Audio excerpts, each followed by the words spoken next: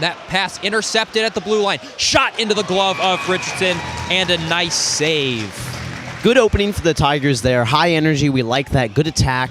Now, we haven't seen these guys yet, but here's who we're looking to produce a little bit more. Guys with 0 points in the season. Aiden Blumenstein, no points in the season. Peterson, no points in the season. Jones, no points in the season. All these guys with 9 games, they played every game for the Tigers, looking to pick it up tonight. Yeah, definitely. And not to say any of them have played bad, specifically Blumenstein. He's, I thought, been excellent, just a bit snake-bitten. And then Jones, obviously, focused mainly on the defense as a high shot from Schrader is punched out by the blocker of the goaltender. Indeed, obviously, just a cold streak for these gentlemen. But looking to contribute to what has been an offensively successful team, the Tigers this year so far. A 10-3 win against the Oklahoma State Cowboys. They clearly can shoot. Yeah, remember the narrative at the start of the season was talking about, how little offense the Tigers had produced because that SIUE series and even, points of the Purdue series, they looked pretty lackadaisical. But the offensive explosion against Oklahoma State kind of changed that narrative as Schrader has his pocket picked, this time by Baker. He fights through a defenseman, tries to drive to the net. It's loose. Richardson coming back in an excellent save. Oh, my. Poor sequence in the neutral zone there for the Tigers. A lost pass leads to a 2-on-1, but incredible hustle, incredible heart to get back, get 3 men in the crease, and stop that play there from the Tigers. Bit of an odd sequence. It wasn't really a shot. The puck just kind of went towards the net, and then everybody crashed into the goaltender, but either way, the puck stays out of the net as Illinois is able to win this offensive zone draw at the blue line, passing the puck around. A hard shot goes wide as Baker goes for it, but it's taken by the freshman Fred Bramstead, unable to get the puck out. Now they do. Bramstead working his way around Simon. And Bramstead, the freshman, been so tenacious as we've got a bit of a 3-on-2 chance. He works his way in, unable to get a shot off, and he goes down in the corner, and Illinois gets the puck once more. It's a bit of a break. It's a 2-on-1, becoming a 2-on-2 as Rudman reinforces. Pass to nobody, taken by Cassiopo. Now he's working up with Knapp and Bramstead. Knapp in the offensive zone, using that big frame of his to create space. Tries to get it to Bramstead behind the net. Still working away with it. Big hit in the corner. Not too much physicality to begin this hockey game, but we expect with these two teams, division rivals, that very well could change as we have an icing call. Yeah, the physicality, not necessarily something that the Tigers need to rely on, but obviously want to set the pace of the game, and the Tigers are doing that well. Quick up and down the ice, good turnover at least in the skates. Bad turnovers in the neutral zone, but we'll talk about that later. Good defensive hustle back. Coach Bucher was talking about how they needed to develop some more discipline in that defense, and they're looking to build that edge tonight.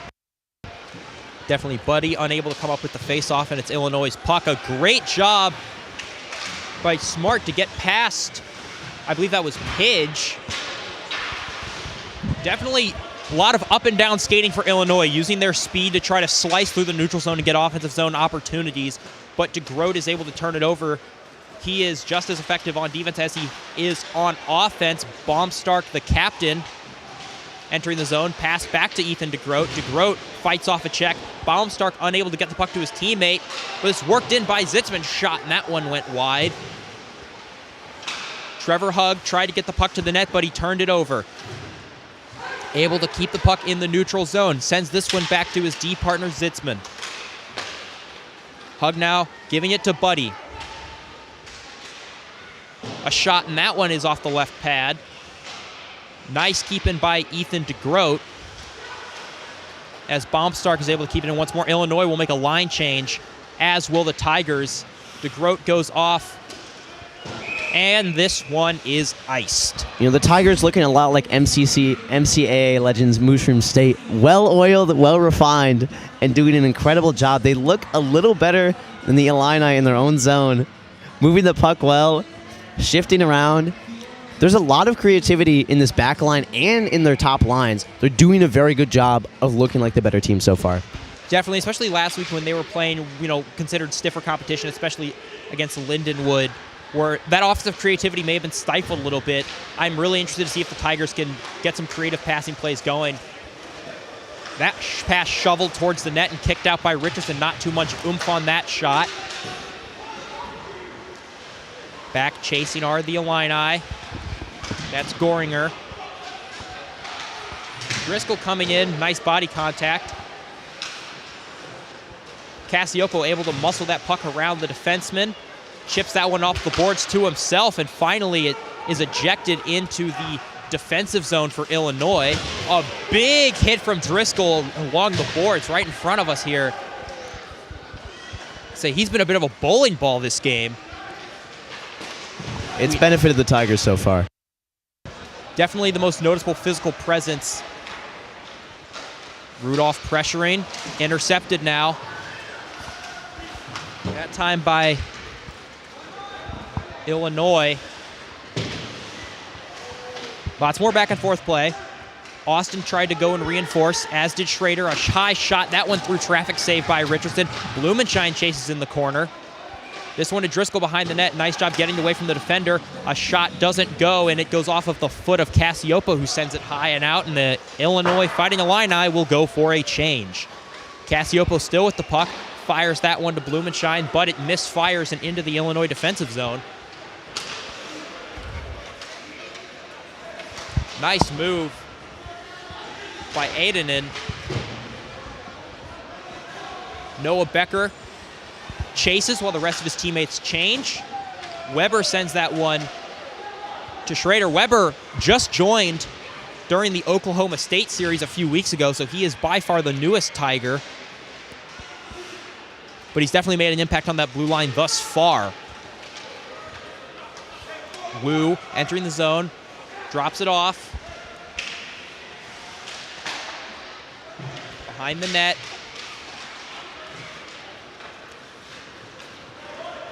More battling, and he goes down and is able to try to rifle the puck in on his knees. And when someone's stick gets literally lodged in your skates, you feel like it might be a fairly obvious tripping call. Very obvious tripping call on the outline there.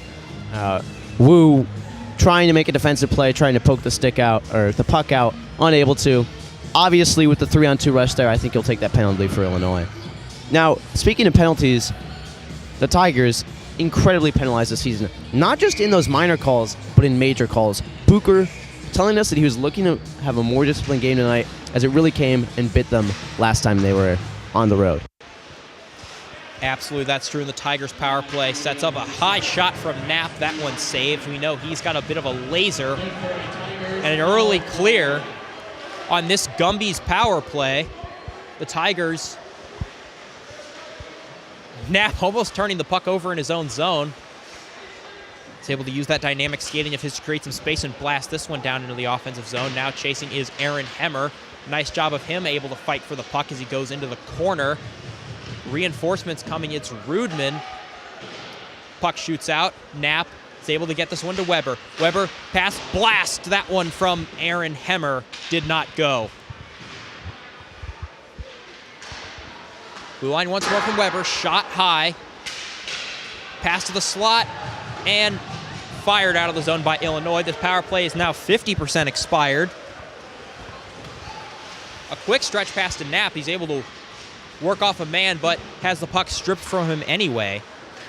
Another good clear attempt, and Richardson will come out of his net to try to get his team jump-started on this power play. Circling behind the net, Andrew Cassioppo. Cassioppo on with Driscoll. The Tigers' first power play unit has now exited. It is Baumstark, DeGroat, and Buddy as the forwards. That's that second line that has been so effective. Nice passing with 27 seconds left on the power play. Cassioppo gets it to Driscoll. Driscoll a shot save. Don't believe it was able to fight the way through traffic. Working in now. Cassioppo at the line. Shot wide. Buddy holds the puck with only 10 seconds left in the power play. Cassioppo looking for a pass. Gets the puck. Drops this one off for Mason Buddy. Tries to get it in front, and he's taken down. DeGroat got leveled as this power play is now over, but another one is soon to begin. Richardson goes to the bench, and the very moment that the power play ends, another one will begin. Yeah, just an irresponsible play there to shove a man over when he's not on the puck. Illinois looking like the less disciplined team tonight. Mizzou will like that. They're going to try to say, okay, we're going to play the good guy here. We're going to stay out of the box, stay in the ref's favor. And hopefully they can continue to do that. They need to take advantage of this power play, though, because they've been moving the puck around well. The Illinois defense is going to be tired after 4 minutes of Kellen. And I expect that they're going to score here. Yeah, it's important to not be too retaliatory because that is something that has come back to bite the Tigers in the past. That first power play unit back on the ice. Knapp wins the faceoff. Shot goes off a knee, and an early clear for the Fighting Illini. As Weber will have to retreat and get the puck. Gets this one to Charlie Walker. But still not able to enter the zone in this Gumby's power play.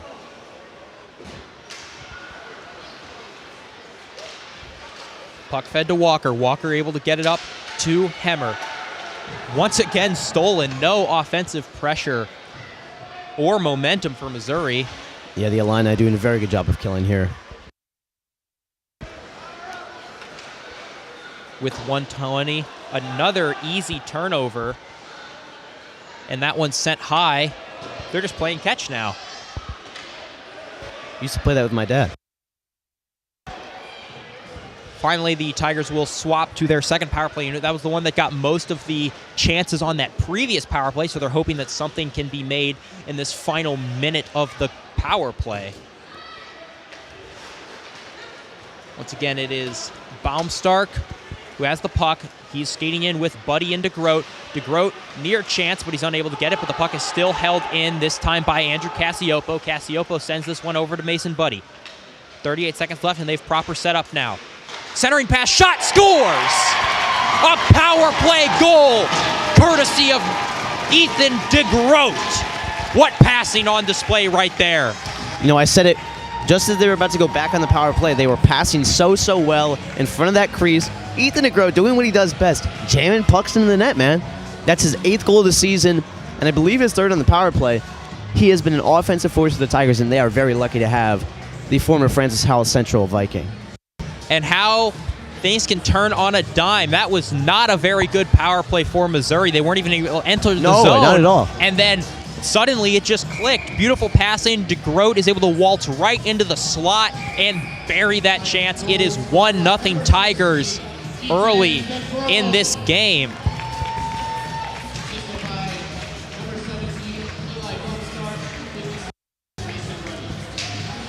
The stepping up of DeGroat into being more of a goal scorer, because last year in the second half of the season when he joined, he was more of a playmaker, you know, feeding the puck to other people, was getting more assists than goals, but now he's clearly taken the role over as a goal scorer. 8 goals now, only 3 helpers.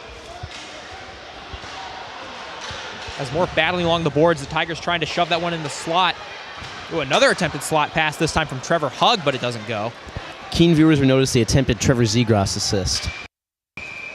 If we get a Trevor Zegras assist, I mean, he tried it. I'm losing it. He did try it. He flipped it over the net. I mean, it would be quite impressive. There is definitely not a lack of creativity from the Tigers tonight. No, not at all. I mean, let's take an observation here and look longitudinally. Oh, I apologize. The PA announcer, our very own Michael, is making an announcement about someone who is going to get their car towed.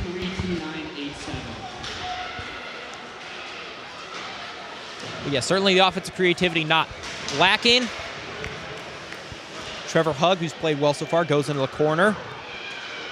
Fighting for it. Ben Schrader temporarily taking his spot on the blue line.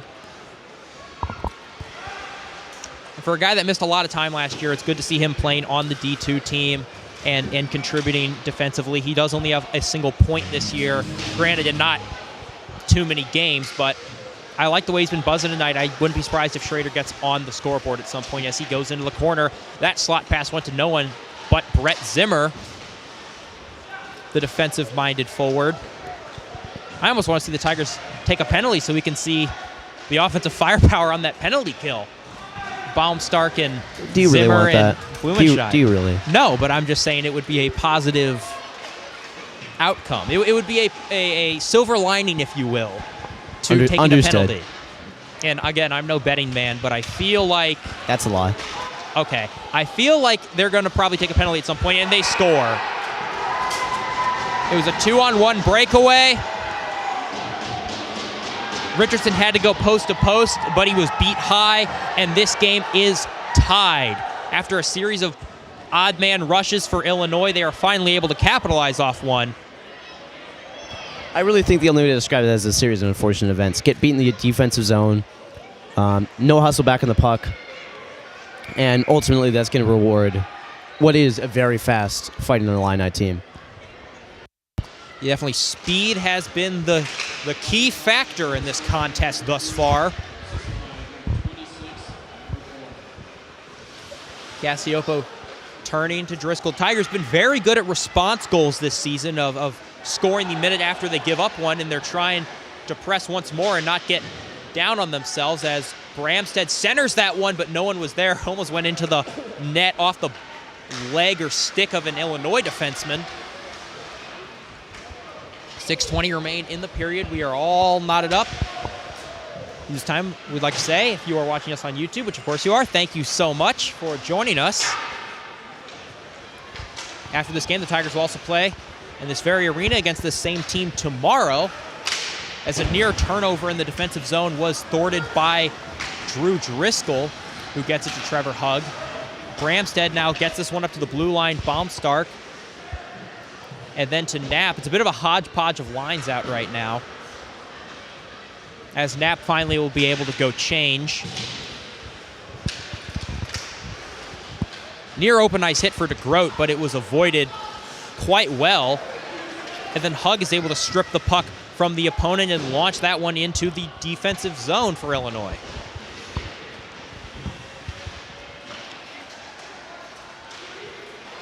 Fandon clearing attempt for Eli Baumstark, and they'll go back and chase as the Illini get a set of fresh bodies on the ice. Ethan DeGroat, using his speed, drops that one off for the captain, Eli Baumstark. Fires that one just past the left post of the goaltender. Hard hit in the corner, courtesy of Buddy. No penalty called, although it sounds like some members of the Illinois bench may have think it called for it. A high shot from Weber, near deflected in front by Baumstark. Another hard hit on the captain. Held at the line by Weber. High shot just over the bar. DeGroat getting involved in the corner once more. Observant viewers might see the keen size difference between Illinois and Missouri. The Tigers, while very good, are not necessarily a large or physically imposing team. And so they're going to try to have to outspeed Illinois, as this one's dropped off to Freeman. Shot high, deflected. Oh, turnover in front, and a big save from Tanner Richardson. And that one slides under his glove and is held. That chance kind of materialized out of nowhere. Indeed. Well, the Tigers have really fed Illinois chances this game. Defensive turnovers, poor neutral zone play. Booker, talking about discipline, it doesn't necessarily just apply to taking penalties. It also applies to not being sloppy with their puck on your stick. The Tigers need to improve this if they want to win this game. No, wait, you mentioned physicality. Yes. The Tigers being smaller. They have absolutely out-hit the Illini tonight. I know, which is crazy. And that's something that they're going to want to continue in order to be intimidating for this Illini team. Well, it's another icing, so I'll keep yapping. The Illini looking really good so far in the offensive zone. They capitalize on chances with what little time they have, but in their own defensive zone, they really struggle with winning back the puck on the edge of the boards. The Tigers out-muscling them, getting a man to the puck when they're tied up, getting into the slot, and trying to get an opportunity there. Their goaltender, Litchfield, staying on his head so far. Alex Flekarek taking the face-off for Illinois against Nathan Austin. Austin's able to come up with the victory on that draw and get it to Aaron Hemmer, who's now using a burst of speed. Clears that one into the zone. Miles Morris chasing, grabs the puck, looping around, tosses it. Now, and once again, a board battle will resume. Sent high by Flekarek again. Illinois finally gets a change of lines. They were unable to due to that icing call. And speaking of icing calls, there we've got another one with 3:33 left, as this game has definitely slowed down a bit after the hot start. What I would suspect is that, obviously, your engine runs out of gas at a certain point. You got to go back to the gas station and refuel, and that'll be what this intermission does for both these teams. I would expect it to be very high energy at the start of the second period, just as we saw at the start of this period. I think that's a fair assessment. Andrew Cassiopo with the puck. Gets it to Miles Morris, but he had trouble corralling it and forced to bounce this one off the boards in to Illinois zone. Icing nearly waved off by Austin beating it, but he was unable to, and so we'll get our 4th or 5th consecutive icing call. And potentially a penalty. I think they think that Austin, they're going to say that Nathan Austin finished his check after the icing call. I can see this one both ways, because on one hand, yes, on the other hand, Austin was skating as fast as he could to try to beat the icing, and the contact seemed somewhat incidental. But either way, the Tigers will be stepping onto their first Harpo's penalty kill of the game. Yeah, at the end of the day, try your best to get out of the way of the opposition there, but sometimes you just can't stop the check, and I think that's what happened there. Definitely. They're going to give him a 2-minute roughing minor to what has been assessed. Blumenschein and Zimmer, the 2 forwards on the ice, as a broken stick goes careening into the sky. Drew Driscoll, along with Trevor Hugg, the 2 defensemen, definitely a very solid penalty kill unit. Not just defensively, but as we've seen this year, offensively. A handful of shorthanded points for Brett Zimmer this year. There was a brief point in time a few games into the season where the Tigers had more shorthanded goals than they did power play goals. Probably not the best stats to have, but definitely shows how resilient this Tigers penalty kill is. Definitely. They can make you pay for any lackadaisical errors, as now the full second penalty kill unit is on the ice except for Trevor Hugg. Walker and Hemmer, the forwards. The new defenseman being Zitzman, who uses a nifty move to get out of trouble and drop this one off for Walker, who clears it, and Hemmer chases the puck. Comes now onto the stick of Walker. Good amount of time eating right now. Only 40 seconds left in this Harpo's penalty kill.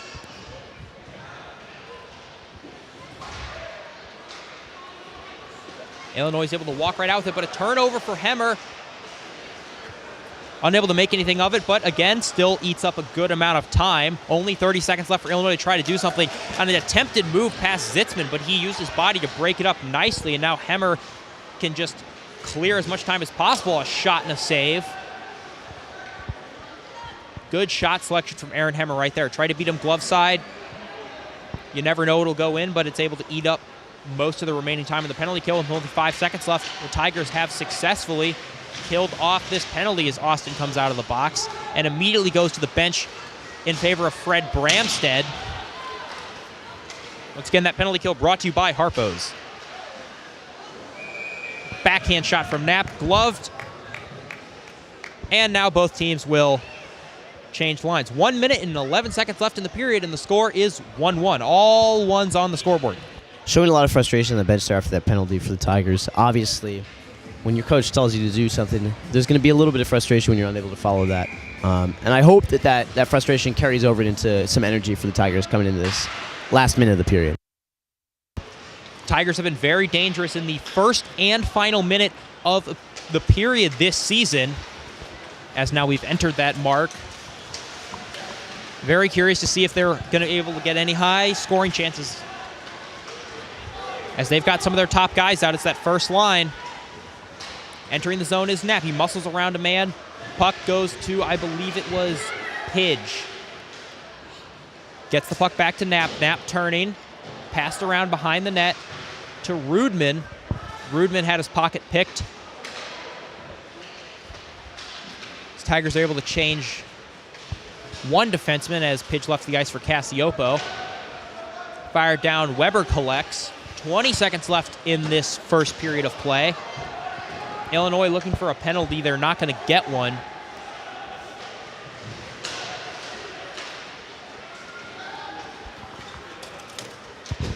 And as time expires, Illinois will look for one final chance, but they're not going to get one. And that will do it for the first period of play. The score is 1-1. Definitely a really solid period of hockey, I would say. Give me your first impressions on how the Tigers have been playing. It's their first time back at home in quite some time because they had the week off and then they had the road trip. Yeah, so the Tigers looked very energetic in that first period. That's what we were looking for, right? We know, okay, there's some guys who struggled with production this season. They haven't really looked polished. They've been trying to come into their own form and replicate what was a very successful series against SIUE, a very successful series against Oklahoma State, and a fall off on the road. So, you know, when you have that kind of streaky play, you know how much mentality plays into that, right? The streak, you know, you get in your own head, okay, we're on a 5-game winning streak, gotta win tonight. Or 3-game losing streak, oh, something's going wrong. And the Tigers did not look like a team on a losing streak tonight. They look fast, they look polished, they look creative, they look like, okay, I know that this is a game that I know I have to go out there and win, but I'm not going to place any expectations on myself to do anything out of this world. I'm going to play and I'm going to have fun. And I think that's what the Tigers have done tonight. They look disciplined on the ice, no stupid penalties, they're not mouthing off to the ref, they're following coach's orders. They look like a wise hockey team. On the power play, moving the puck around well. They set up well in the zone. They had some trouble entering the zone, which obviously for a team that's as quick as Mizzou, you would like them to not have that issue. But ultimately, you get a goal out of one of those 2 power plays. 50% of the night is not bad at all. Penalty kill, they look strong. Stopped all the chances. Won the puck well. Played good in the neutral zone. And the only goal of the night for the Illini was on a defensive turnover that could have been prevented. So, at the end of the day, the Tigers are their own worst enemy tonight. They need to prevent these chances for the Illini. They need to let their defense play out of the back, a little more discipline, keep their heads up. And I think if they continue to play well and smart and disciplined, like they have so far this game, they will win. Yeah, definitely like to see them clean up the defensive zone turnovers, and also there are a few stretches where it looked like they were maybe getting out-skated. But that'll do it for us here. Join us in about 20 minutes for the beginning of the second period. The score is once again Tigers 1, Fighting Illini 1.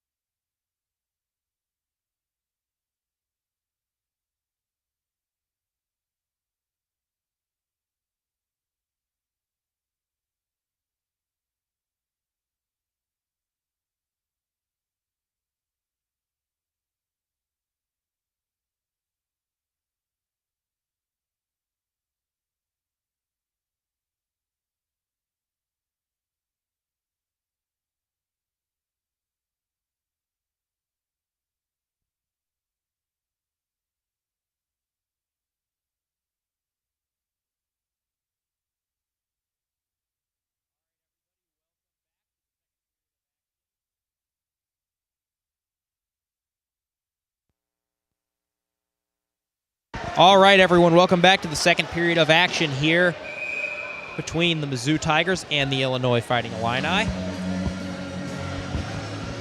We apologize for the audio-visual issues. We hope to have resolved them for you. The Tigers tied with the Illini after what was a good start to the period. Coach Booker changing into his signature yellow suit for the second period. Talked to us earlier about the remaining discipline. The Tigers did so in the first period, however, not so much on defense, and they're going to look to clean it up here in the second. Yes, most definitely. Second period, of course, both teams have switched sides.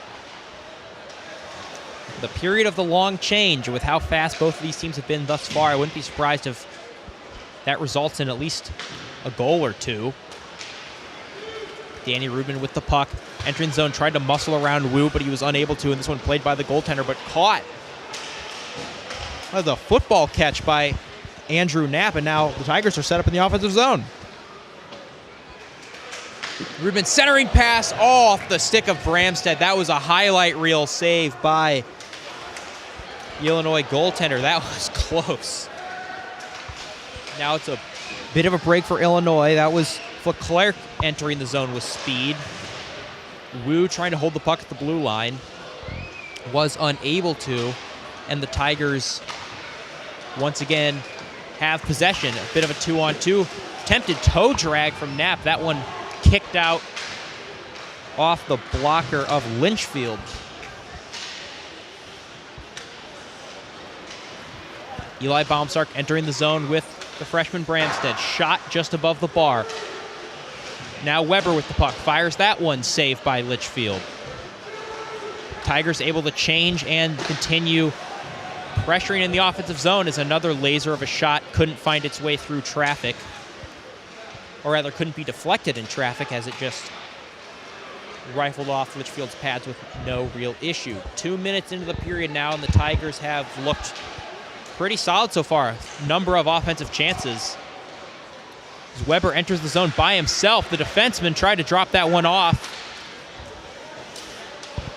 What great skating from Weber. Weber's looked prime all night.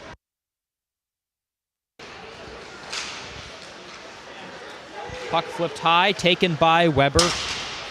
Shot down and played by Litchfield. A bit of pushing and shoving, courtesy of Ellis.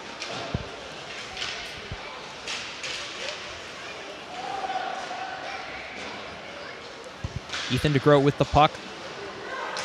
Nearly turns it over as that goes off the foot of a friendly player, but now 2-on-3 entering the zone. That was Buddy by himself. He's tripped up and goes smashing into the corner, and he is down. Just a little slow to get up. Looks like they might bring the doctor out on the ice here for him. He's up on his own feet. That was a hard collision, but he was able to successfully draw a penalty, muscling his way around. Good job protecting the puck. Look for number 75, Weber, on this power play. He's had 4 shots on goal tonight, all of them absolute lasers with his wrists. He's got some real power, plays at the point, knows how to move the puck well. I would not be surprised if the Tigers look for him as an offensive option on this power play tonight. Looking to double up and go 66%, 2 for 3. This is a big power play for the Tigers here. They need to break this ice, especially after what I said. They had some momentum coming into this second.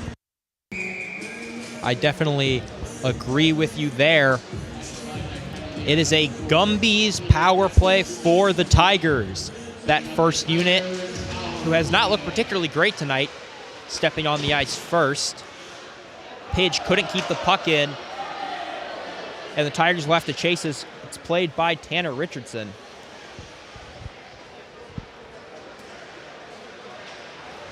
Pidge once again fighting off a defender, gets it to Charlie Walker.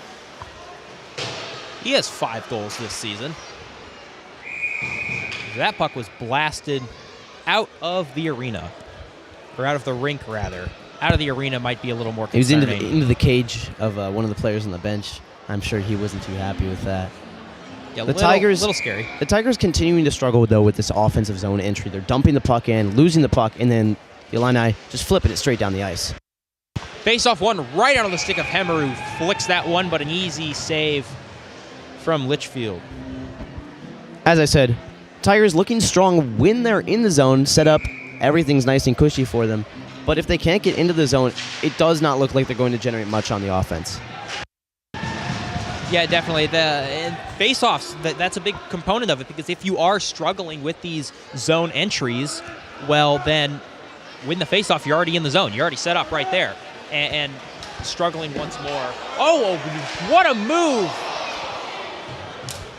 Wide open cage. Was Hammer showing off the wheels, tried to get to the walker, but that one went just above the bar.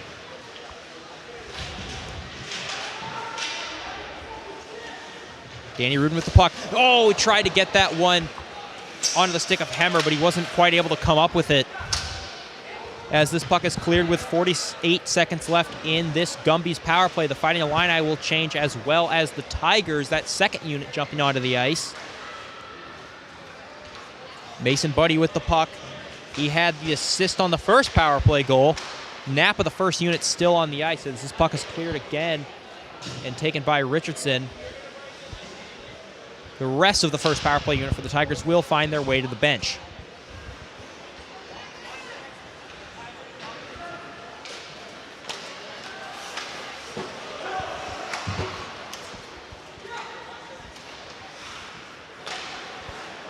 Once again, the power play and penalty kill resort to playing catch back and forth, and as this power play for the Tigers expires, not really many chances. There was a couple courtesy of Aaron Hammer, but that's about it as Andrew Cassiopo enters his own backhand shot wide.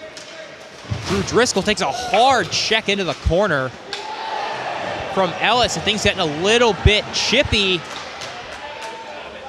Illinois wanting a penalty, none called, as the captains, Goringer and Baumsark, meet each other in the corner.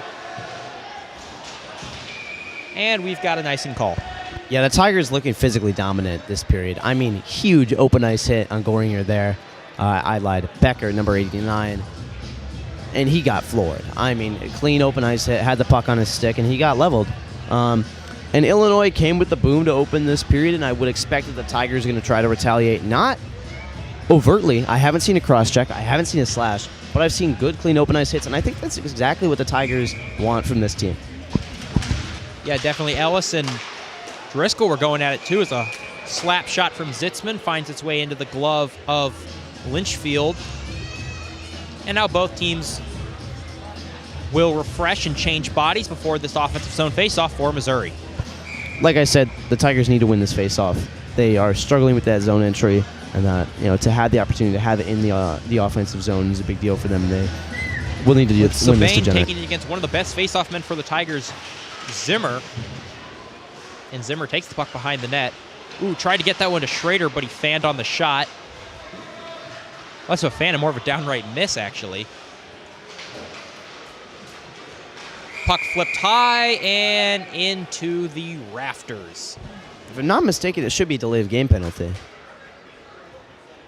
Or is it over the boards? It's not a delay of game penalty because it just hit one of the obstacles in the ceiling. It didn't actually go out of play. No, it's been a long time since I read up on the rules. I'm not going to lie to you. You don't carry a copy of the ACHA handbook with you at all times? No, I apologize. That's crazy. Illinois able to fight their way and definitely earn that puck exit, but the puck is thrown right back into their own zone, right where it came from. Physicality building a little bit more. Things are starting to heat up as a big hit in the corner, this time from Zimmer. Despite only being 5'9", he is definitely packs a punch, we can say. 89 Becker really getting in their face on this this sequence here. Obviously upset that he got leveled. I think the Tigers are going to need to rely on a frustrated Illinois team to win this game. I think the more flustered they get, they lose that kind of back-end spark that has done so well for them, especially being coached by a student on the bench. Frustration seeps into that bench a lot more easily than it does when you have an experienced coaching staff like Mizzou does. Yeah, that's a factor we're going to want to keep our eye on this game because both teams have kind of matched each other in terms of intensity, and both squads are getting a little bit more involved physically as this game progresses. Wondering how each bench is going to respond to that. Miles Morris. That puck sent high, nearly hits one of the lights, but it stays in play. Weber, the defenseman, unable to come up with it, but it finally finds its way onto the stick of Pidge, who gets it to Morris, and then back to Pidge. Morris can't corral it, but Hemmer will at least try to, and that one is sent out and into the bench. We'll have another face-off. Yeah, the Tigers, again, having trouble building out of the back here. Illinois playing kind of an old Tampa Bay 1-3-1 style, dominating that neutral zone, doing a very good job of doing it. They play it very well. All the credit to them. But it's really stifling the Tigers here. The disadvantage to that, though, for the Illini is once that puck gets over the blue line, the offensive chances for the Tigers are endless.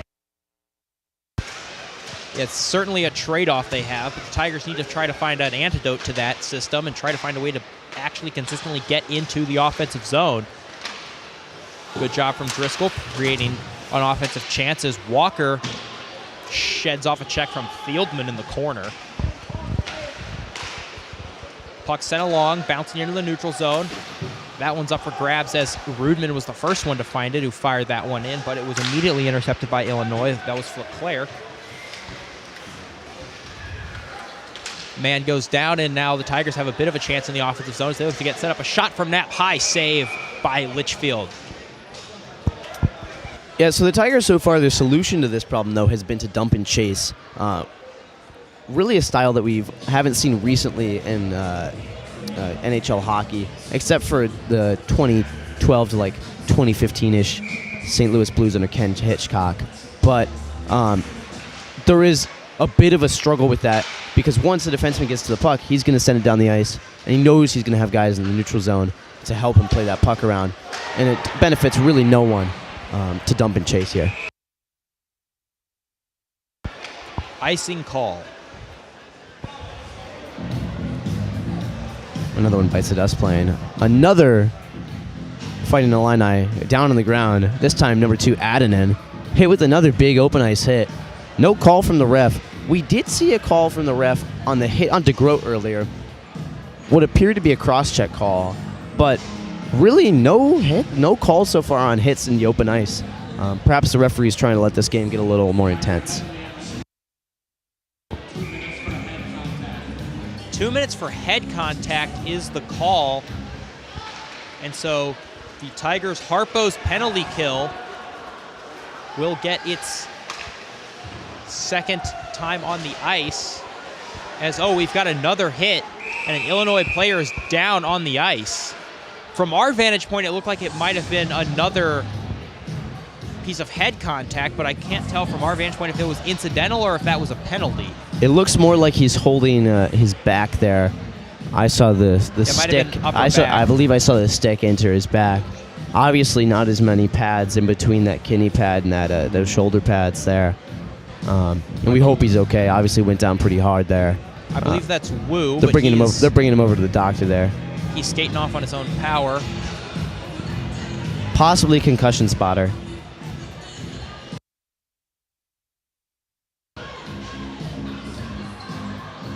He'll come off the ice for the moment. Potentially to re-enter. We're not sure yet. Wu, obviously one of their starting defensemen, started the game for them, has been a real force tonight, has not let many pucks get by him. So the lineup will be hurting without him. Important to note, no penalty called on that hit, so the refs think that was clean. Even with that, the initial penalty still stands, and there's a minute and 47 seconds on the power play for Illinois, so plenty of time to get something done, but the Tigers are able to win the faceoff, but they're not able to hold the puck for long as Illinois finally comes up with it. That first penalty kill unit of Blumenschein, Zimmer, Hug, and Zitzman on the ice. Ellis with the puck entering the neutral zone. Shot, easy save by Richardson, and he opts to cover with 1:20 left on this Tigers Harpo's penalty kill. Wise decision from the Tigers' Tendy there. Illinois trying to crash in it, as they have done so far this game. Set up nearly 3 guys around the crease. They haven't loved the cross crease pass nearly as much as the Tigers have, but they've loved taking advantage of the Tigers coughing up pucks in that area.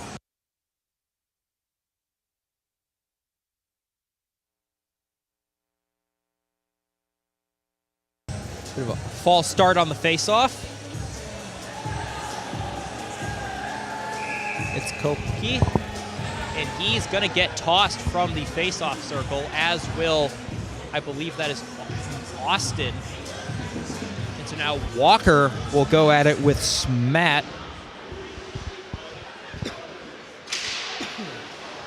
I don't see that too often in ACHA hockey, where both guys end up getting tossed from the faceoff dot. Normally they're pretty lenient with that. Is a nice save from Richardson. And once again, these teams will get ready to do battle on the faceoff dot once more. Yeah, there's been quite a few faceoffs tonight. A lot more than we've been used to seeing for the Tigers. The faceoff, though, has been one of their strong suits tonight, I will say. They've won pucks well, and they're going to need to win this one.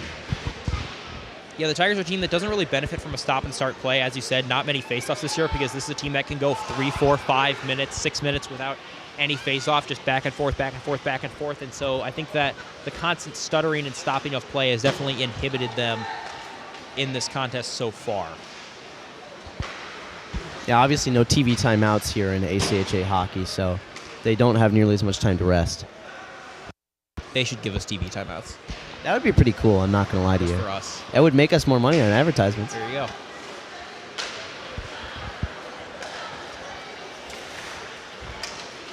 Let's go Pecky.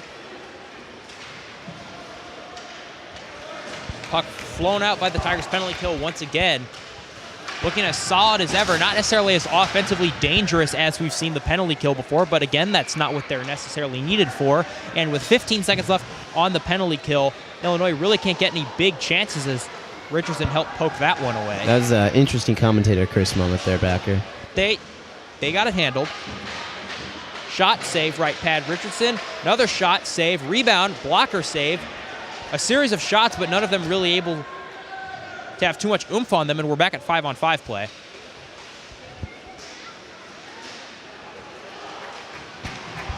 One of the things the Tigers really do have an advantage on is shot power. Sure, you got guys like Driscoll, guys like Cassiopo, guys like obviously Andrew Knapp that can whip this puck at almost NHL caliber speeds. A hard hit along the boards. That was Buddy making contact with Sabane. It's about to get pretty chippy here. Yeah, you can feel it. Fieldman and Pidge exchanging words and a little bit of contact, and things are boiling over.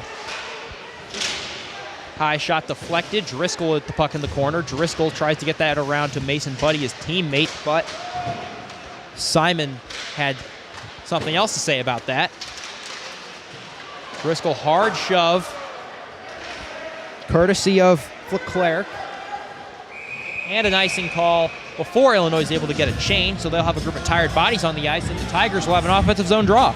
Yeah, a real issue for the Tigers here is letting this get out of hand. We saw this happening against Purdue and ultimately cost them the game. They have to stay disciplined, like Bucher was telling us earlier. Not draw any penalties. Keep that physicality, though. I really do like it for the Tigers. I think it adds an extra edge to their game. I think it gives them a little bit more diversity. So hopefully they'll continue that physicality, but they're going to remain disciplined. It's that second line to Grote, Baumstark, and Buddy. Buddy the one taking the face-off. Tigers win it. Battling in the corner is Ethan DeGroat, the goal scorer from earlier in this game. Cassiopo shot. That one's off a body and into the netting. It'll be another O-zone face-off for Missouri, but this time Illinois will be able to get fresh bodies on the ice. I think pretty much every line for both teams has taken quite a bit of a beating tonight, so I would expect that fresh legs doesn't have nearly as much of an advantage as it does normally in a hockey game. Face-off lost by Missouri. DeGroat was unable to come up with it, but a nice play at the blue line. Able to keep this one in for the Tigers. A shuffle pass from Buddy into the slot was able to come up with a bit of a scoring chance. Eli Baumstark fights off a check in the corner. Baumstark still battling.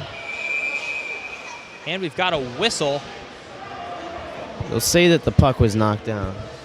Oh, no, that's a high sticking penalty. Yeah, we got a high sticking call, and so with 8:10 remaining in the period, the Tigers' power play will go back on the ice.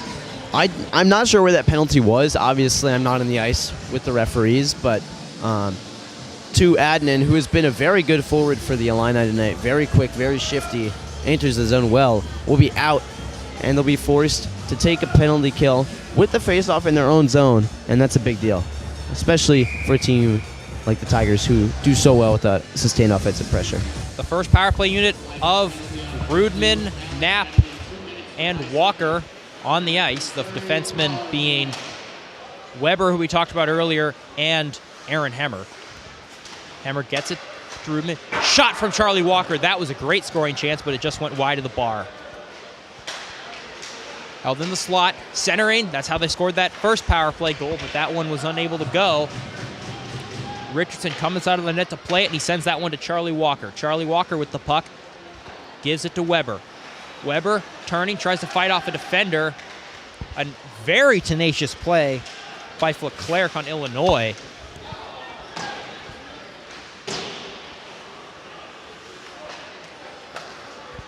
Number 14, Andrew Knapp, the superstar sophomore with the puck. Blue line, Weber. Now it's Hemmer. Hemmer entering the zone. 3-on-2. Shot, juggled and saved, but the puck ejects to the behind the net. Weber with the puck. Knapp. Shot from Charlie Walker. Chest save. A premature whistle blow. It was knocked into the goal right after the whistle. Wow. The refs are discussing. I'm not sure what they're going to say that that's a face-off. If I'm the referee there, they blow the whistle the second that puck is in the goalie's clutches, as they can see visually. I don't think that whistle gets blown at most levels of hockey. And I think that there needs to be a discussion on whether or not that they would call that back. But we don't have a review here, and these guys volunteer, so obviously not much of a microscope we could put them under. Tigers still on the power play after they feel like the goal's been taken away. Let's see if they can try to get that one back. Mentally stay composed. There's 40 seconds left on this Gumby's power play. Ethan DeGroat entering the zone with great speed as he turns around the net. Gives this one at the point to Andrew Cassiopo. He's had a real offensive explosion this year for him. Bit of a breakout season. Cassiopo gets this one back to Drew Driscoll. Driscoll now to Buddy. Buddy, puck flies off an Illinois defenseman into the neutral zone. 10 seconds left on the power play. They want to see if they can get any kind of opportunity before this one expires. Buddy entering the zone with speed. A great poke right there by the captain, Jason Goringer. And we are back to 5-on-5 play, but a turnover. DeGroat with the puck. Gets this one. Centering pass. It was for Baumstark, and he barely missed it. It was a yawning cage if he was able to get contact, and a deflected shot in front doesn't go. Baumstark nice sauces to Driscoll. A shot deflected partially off a body. The Tigers are buzzing. Another shot and a save. Mason Buddy still with the puck. Gets cross-checked by Ellis in the corner. No call. Holding. Eli Baumstark able to get it to Drew Driscoll, who's without his stick, and he goes and finishes a check anyway. Cassiopo was briefly by himself in the Tigers' defensive zone, but he'll get prompt reinforcements, and Mason Buddy is now entering with Zitzman. He drops this one off for Blumenschein. Blumenschein a shot and a save made right into the glove of Litchfield. What a sequence. Yeah, the Tigers absolutely barraging and shelling the Illini net there. Litchfield standing on his head, making several saves there. The Tigers moving the puck well once again. They moved the puck better on that 5-on-5 than they did in that power play. And that creativity they talked about in the first period starting to resurge for the Tigers here. Obviously, the Illini doing a good job defensively of getting that puck out, trying to transition it. But at a certain point, the Tigers wanted those pucks more, and it ends up resulting in several Tiger chances. They continue to do this cross-crease passing. It's generated them at least 4 or 5 chances tonight, 2 of which have had wide-open nets where shots were fanned on. So the Tigers, offensive chances, no lack of them. Definitely, but still chances of plenty, but unable to convert on any of them, and we are still deadlocked at 1 apiece with 4:45 left in the period. And we are going to get another penalty call. Blumenschein was taken down. The Illinois bench took exception to it, and then there was some pushing and shoving after the play. We'll see if any more penalties are assigned. I don't think it's likely. I would also guess that there's... Oh, it looks like... See. Oh, Ben Schrader, he's skating out of the pile. He does not look happy. Yep, Schrader will get a penalty. Box. And it looks like so will 54. Now, for the Tigers, that's exactly what we talked about, right? Lack of discipline. The Illini take a penalty. Obviously, it looks like Richardson got a little bit jostled. And you take a penalty protecting your goalie. I think in any other circumstance, that's acceptable. But on a night like this, where we so heavily encouraged discipline, no penalties, stay vigilant, and then to take that penalty like that, I think is really going to be an issue for the Tigers. And I hope that in this second intermission that gets discussed and it gets turned around in the third period, because it could cost them the goal here. Yeah, it's Ben Sprunk for Illinois who takes the penalty. The initial call, Tigers looking to be on a power play, and then the retaliation from Schrader. We're going to be not up 4-on-4 for 2 minutes. A lot more open ice, and with how speedy both these teams are, expect to see some scoring chances as Zitzman, the puck-moving defenseman, turning, tried to get that one on a cross-ice pass to Miles Morris, but he was unable to. Trevor Hug with the puck now. Slides that one over, and now it is Nathan Austin. He's got some speed, moves in between the legs of a defenseman who was pushed downwards. Oh, that's a clear as day tripping call. He tried to move in between the defenseman. His legs got caught up in the stick of, I believe it was Trevor Hug. And so we'll have a 4-on-3 power play. As I said, discipline once again costing the Tigers. Check that Zitzman, who is going to be in the penalty box. Discipline once again costing the Tigers, and it will give the Illini absolutely prime chance to score here. 4-on-3. Things are less cluttered. Things are less chaotic. It's the perfect time for this team to strike. The Tigers are going to need a real Herculean performance from their triangle on defense here. And again, you're not even in that situation if it's not a 4-on-4. So you go from a potential power play to now a 4-on-3 for the other team because of just a lack of discipline. With the game all tied up, Illinois is in no rush. They're free to pass the puck around the zone as long as they want, keeping to the perimeter. The Tigers triangle holding steady. Kopecky, a shot, and that one tipped off the glove of Richardson, but it is still in play. Another shot, that one goes high. Koki with the puck, fires it over to the captain Goringer. Hard shot from Koki. That one went just wide. 47 seconds left on the initial 2 penalties. After that, it'll move to a standard 5-on-4 power play for Illinois. Finally, the Tigers are able to clear the zone. Illinois will chase in rapidly. Hemmer gets off the ice now for Andrew Knapp. As powerful of an offensive weapon he is also very competent defensively, using his long reach and big frame to get in passing lanes and hinder the opposition. Knapp with the puck. It's a 2-on-1 break. He mishandles it and got pickpocketed by Goringer, the captain, who now battling in the corner. He's on a one-man mission fighting off the entire Illinois team while his defensemen wait, and now we are back to 5-on-4. 28 seconds left on the final Tiger penalty. That's a shot on goal. There you go. And this penalty Once again, sponsored by Harpo's. And we say no offensive chances for them so far on the penalty kill, but I counted at least 3 shots on goal. There you go. Granted, they've all been flipped down the ice, but Shot is a shot. You never know. And with that, this penalty will expire. A big penalty kill for Missouri. Bit of a miscommunication. Rudman jumped off the bench, and Zitzman also skated in. If the puck had went their way, that could have been a too many men call. Rebound shot, great save by Tanner Richardson. A minute 45 left in the period. Andrew Knapp entering the zone. He fights off a check.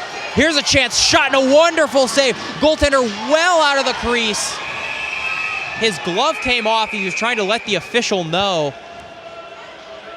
And the play is blown dead. That's the goalie's fault that he lost his glove there.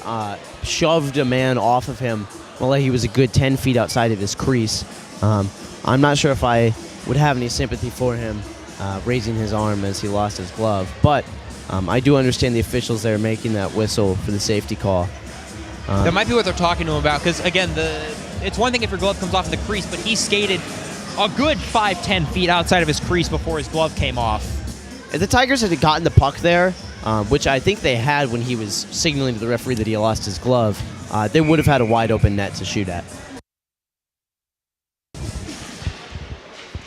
DeGroat takes the face-off. It's a tie-up, but Illinois is able to walk right out with it. Ellis with the puck. Ellis chips this one down. But the Tiger defensemen Cassiopo and Driscoll will chase and are able to meet him there. Now on the puck of Driscoll. Driscoll sauces that one. Nearly intercepted by Ellis. And a hard hit on Baumstark in the corner. Under a minute to play in this second period of action. Still 1-1, the same score it was at the end of the first. See if that changes in the final second as Thompson skates with great speed, tried to backhand that one. Short side on Richardson, but he was able to come up with the save with 48 seconds left in the period. Whole lot of chippiness from the Tigers here. I'm not sure if that's going to be a penalty. Arakawa goes down on what he alleges is a cross-check. I didn't get a look at the play, but it's getting incredibly chippy here between the Illini and the Tigers. Now, kind of to be expected, especially in a rivalry game, and especially with such a young bench on the Illinois side, I'm sure that there's a bit of anger spreading there. And I wouldn't be surprised if that same anger is spread to the Mizzou bench. It's been a chippy game in this second period. There have been a couple of cheap shots, a couple of huge hits. These boards in front of us have rattled. And I would expect that both teams are having those conversations on the bench where the discussion is, okay, it's time to get a little bit chippy here. And I believe the Tigers are about to go in the penalty kill once again.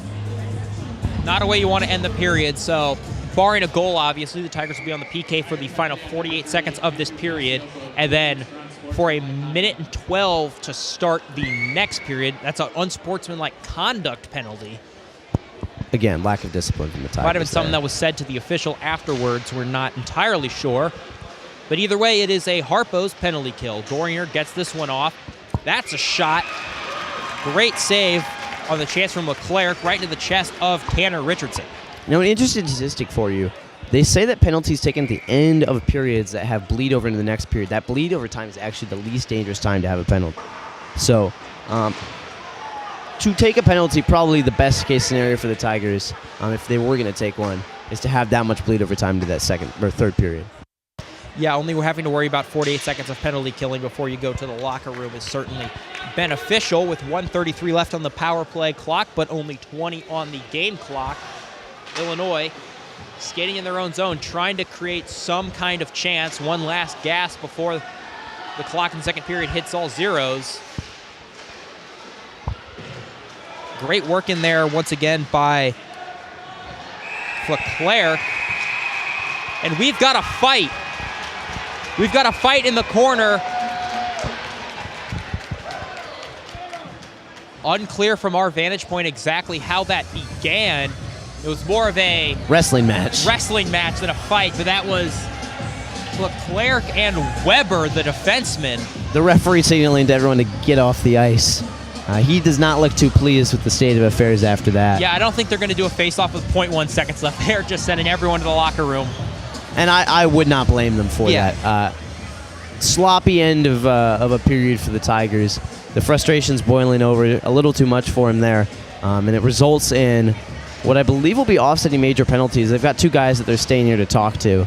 I believe those are the two who were fighting. So not sure how this will go for the Tigers, but I would suspect they will start next period again on the penalty kill. Yeah, and they've got the two captains out there. They got Goringer and they got Baumstark. Curious to see what this conversation... I'm interested. They've just got the head official right now. Well, one official going to the bench of the Illini and the other going to the bench of the Tigers. I would suspect that they're telling him to keep it down here. This has definitely gotten out of hand. We saw in the Purdue game for the Tigers, obviously got very chippy towards the end, but not this level of chippy where we had fisticuffs in the corner after the play was well over. So, with that being said, Mr. Becker, let's talk some takeaways from this period. What are yours? I think that, discipline aside, I think both teams defensively looked a lot better. I think they were a lot more structured. And it sounds like we've gotten additional penalty calls where they're going to give two roughing minors. So this next period will start with 1:13 of 4-on-3 before going to 4-on-4 for the last 47 seconds. But other than that, I think takeaways, obviously discipline, a lot more defensive structure. The Tigers, in terms of passing, they have to, be more in tune with what each other is doing. You can't just skate into the zone by yourself and try to hero ball your way to victory. So that is definitely a factor and something that I think is that they know and they are going to try and work on. And I think the third period rather, for both teams is going to be more offensively involved. You don't want to take too many risks because you are in a tie game and you're going to have power plays, but I can't see this thing being 1-1 going into an overtime, right? I think it's going to be 2-3, 4-3, 4-2 type situation in the third period. Yeah, no, completely agree with what you had to say there. Again, lack of discipline for the Tigers. It's something that's come back to bite them in every game. We've been talking about it since the beginning of the season. Penalty, penalty, penalty, mouthing off to the ref, fighting, boarding penalty, after the play penalty, before the play penalty, penalties all around. And Booker has told us consistently, they talk about this in the locker room. So my question is, what's going wrong for them in that locker room, or what's going wrong for them on the ice to where they're not able to meet that goal of, okay, we want to remain disciplined, we want to stay out of the penalty box because we know our best hockey is played 5-on-5. Speaking of 5-on-5, they've moved the puck around very, very well this period. There was some issue in the first period with, okay, we can't really get over the line. How are we going to break that? They've broken that by finding the man wide through the neutral zone, breaking into the ice, dropping it back, and setting up in 5-on-5. And they've done a great job of that. The Tigers looking like the offensive team that I know they can be, and they look like they're winning this game in terms of skill. In terms of decision-making, absolutely not. But I think that that's something that's remediable, and I think that that's something that should give the Tigers solace here as they go into this third period. All right, well, with that, don't go anywhere. We will be back in 20 minutes for the third period of action. I'm Owen Backer, joined alongside me, Mason Heller. We'll see you for the third.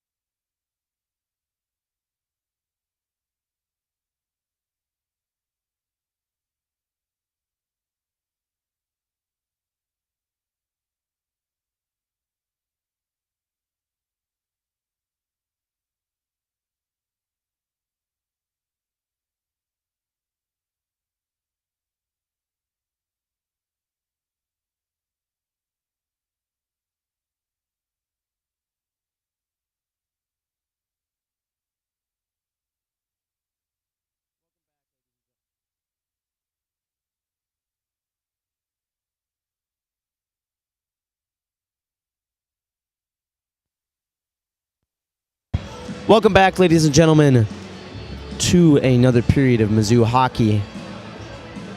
A strong second period for the Tigers. It's still 1-1 with 1:13 on the penalty kill for them. I'm joined by Noah here, our sideline reporter. He got a chance to speak to head coach Bob Bucher. Noah, what did he have to say to you? I mean, he was telling me just about how he thinks his offense is doing phenomenal, getting a ton of opportunities out there.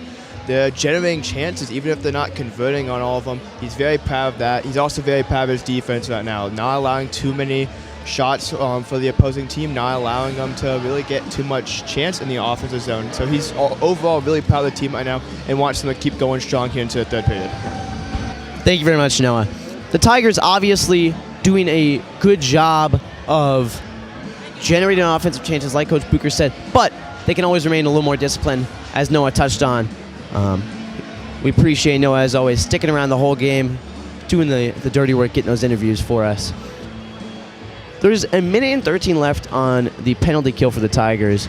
They'll have another penalty added on to this penalty due to a double roughing call at the end of the period. What we described as a fight in the broadcast, more of a wrestling match at the end of the day. It's the closest you'll see to a fight on ACHA. And it was the They really don't let him go here, do they? Yeah, I mean, makes sense, but... We talk about high school a little too much on this broadcast, but in high school hockey, they have let them fight more than they do in the ACHA.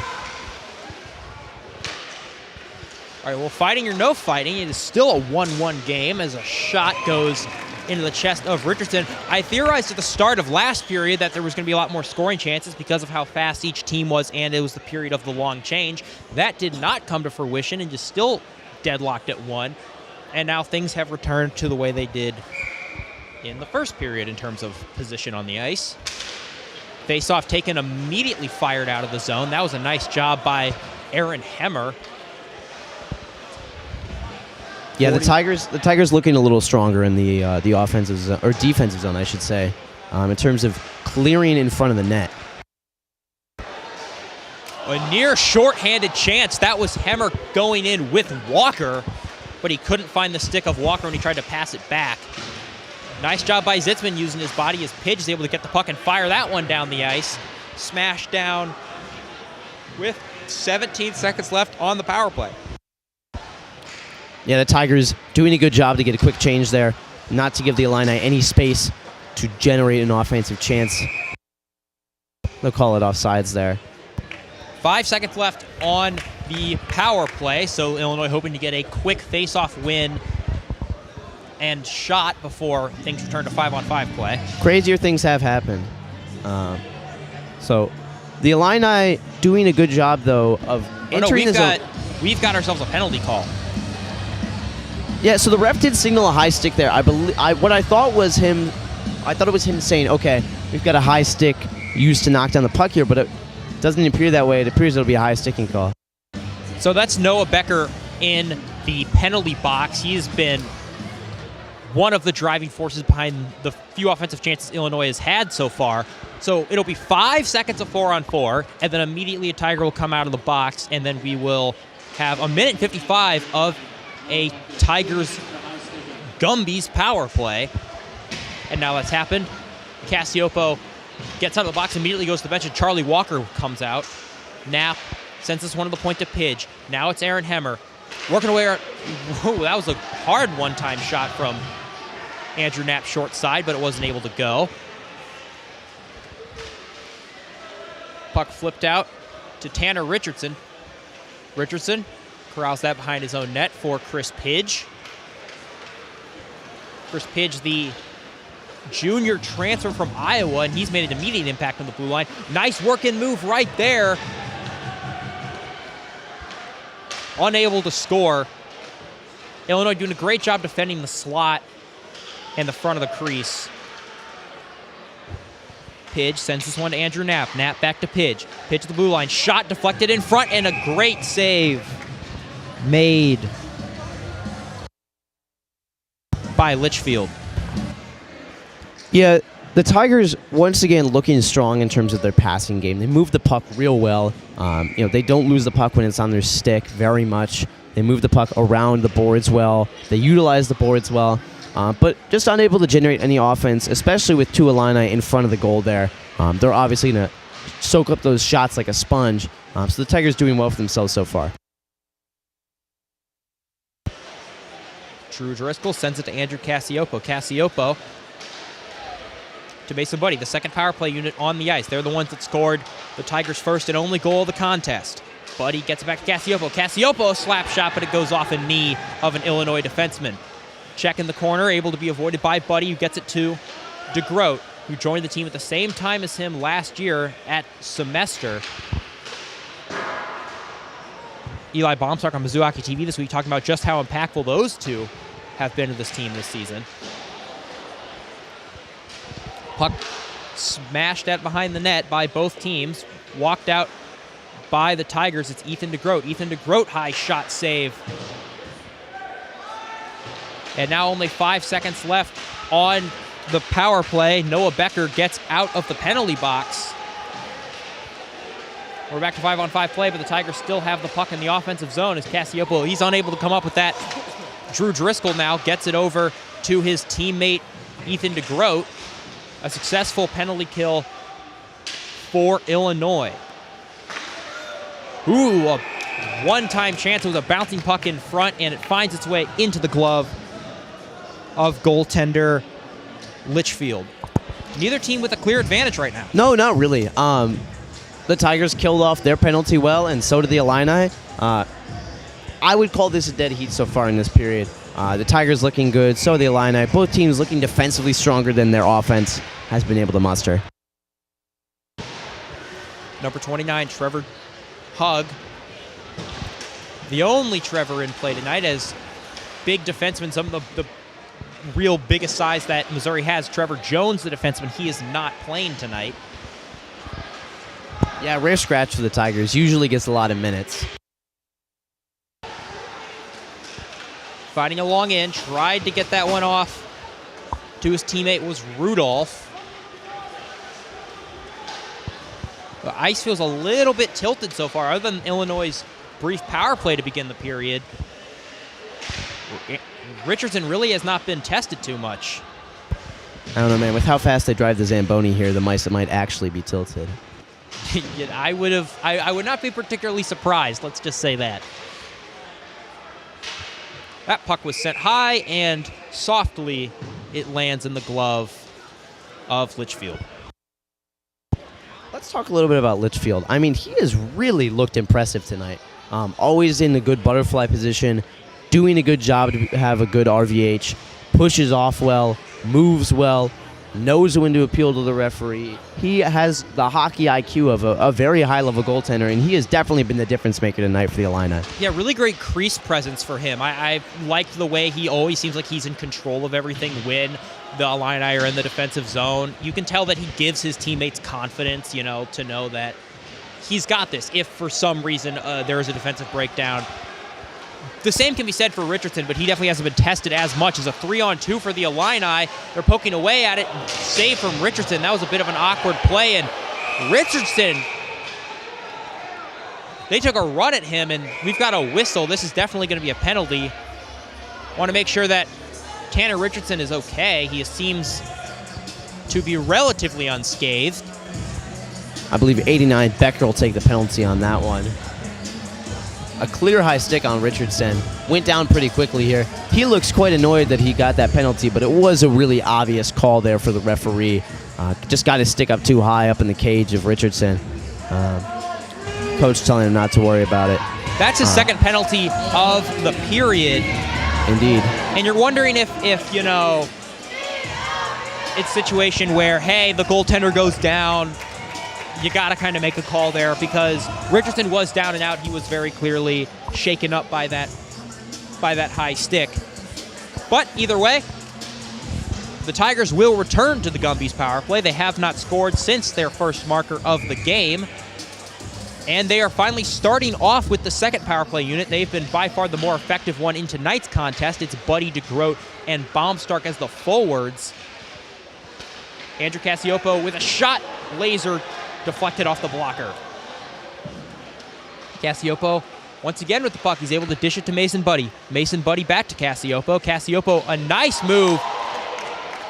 Puck loose in front of the net, and a great stick from the Illini defenseman. That was Leclerc. Leclerc and Smat both chasing, trying to provide a little bit of pressure and some levity for their team to go change defensemen. Cassiopo gets the puck to Drew Driscoll, the defenseman, who gets it to Captain Eli Baumstark.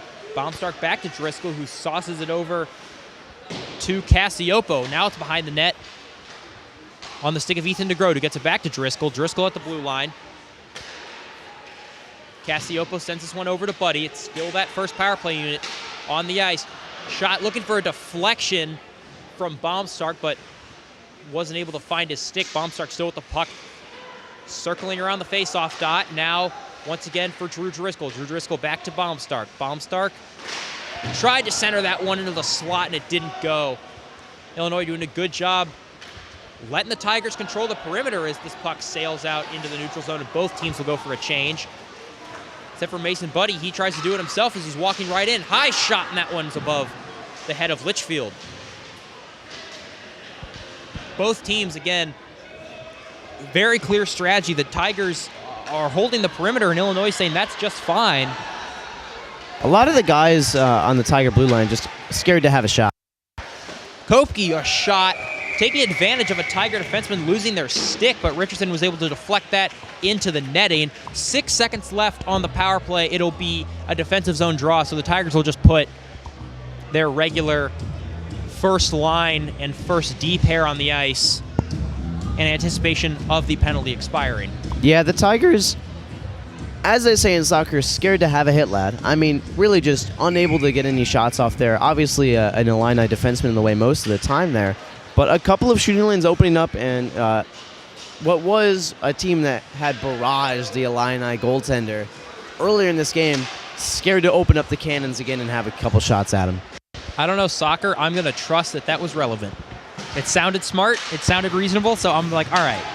That's up for the listeners. And a tripping call immediately as the penalty expires. That's the second time that's happened to the Illini. Weber went down. Trying to see who that penalty was assessed to. Might have been Kopecky. That'll be Konchek. The alternate captain, and he'll sit down in the penalty box. So once again, the Tigers on the Gumby's power play. And how many times can you get handed these chances before you finally have to convert? I mean, somebody is going to have to score. At this point, it's they've put the $100 bill in your hand. It's time to go take it to the bank, right? You got to deposit it at some point. It doesn't look like they're going to do it off the dry here. Ooh, but a hard hit from Rudman on Smat in the corner, or along the boards rather. And yeah, like I said, as time is winding down here, next goal wins is becoming a more likely outcome here. If the Tigers get a power play goal, they can really focus on locking it down. But they need to take advantage of these back-to-back power plays. As the puck on the stick of Knapp. Shot. Pidge now with the puck. Gets this one to Walker. Charlie Walker looking for a lane. Gets this one back to Pidge. They'll trade places at the blue line. Andrew Knapp to Pidge at the point. Pidge a shot, low shot off the right leg of the goaltender. And after the second power play unit spent almost the entire previous power play on the ice, the first unit is now staying on. And oh, the bit of extracurriculars. Don't think there should be a penalty assigned here. Rudman got kind of shoved into Litchfield, the goaltender.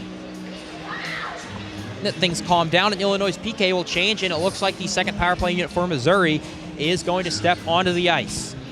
See if they can continue the momentum they generated on their last power play.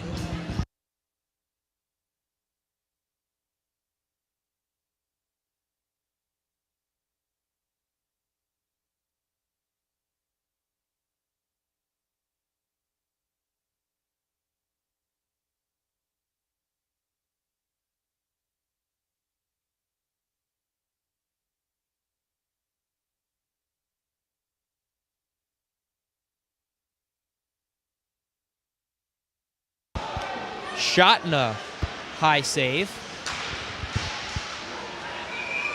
And this puck is covered with 55 seconds left on the power play still. Yeah, again, it's kind of like when you're playing pickup with your buddies, you know. It's like, okay, at this point, you've got an extra player. You're playing against a very tired Illini team. It really should be next goal wins at this point, but they're not playing with that mentality, and I think that that's costing them chances. Yeah, I would definitely agree with that. The Illinois Fighting Illini trying to get this puck out of the zone. They're fine eating up time along the corner. Working is Andrew Cassioppo, trying to find some kind of lane, but unable to. Again, Illinois has done a great job absolutely swarming the Tigers, not giving them any breathing room and really getting bodies in the passing lanes. As a short side shot is deflected and goes into the netting with 19 seconds left on the power play. Litchfield again standing on his head. I mean, really, really looking good. Moving well, cutting off the close shots. Every shot that has come in from around the face-off dot has gone up and out of play. I mean, he gets his shoulder on it, he gets his blocker on it. He does a good job of staying disciplined, staying square to the puck. And I have not seen him out of position once tonight. Yeah, very, very smart goaltending is how I describe it. You know, there's athletic goaltending, skillful goaltending. Not saying he isn't either of those, but smart is definitely the adjective I'd use to describe him thus far. Indeed. Face-off won by Buddy. Keep in by Driscoll.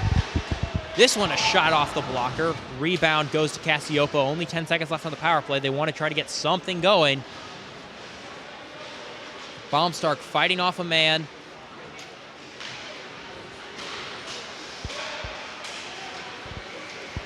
And now we are back to 5-on-5 play. And back to Chippy play. Big hit at the end of the play there. I wouldn't be surprised if another penalty happens sometime soon. Drew Driscoll. First full minute of 5-on-5 hockey we're going to get this period.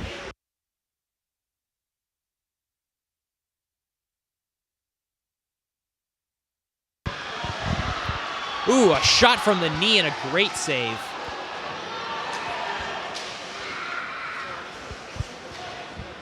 Becker sends this one high. The defenseman Zitzman, good contact in the corner, and he's able to get it to his teammate Ethan DeGroat. 10 minutes left. Ooh, a great glove save from Richardson, and now we are halfway through this period.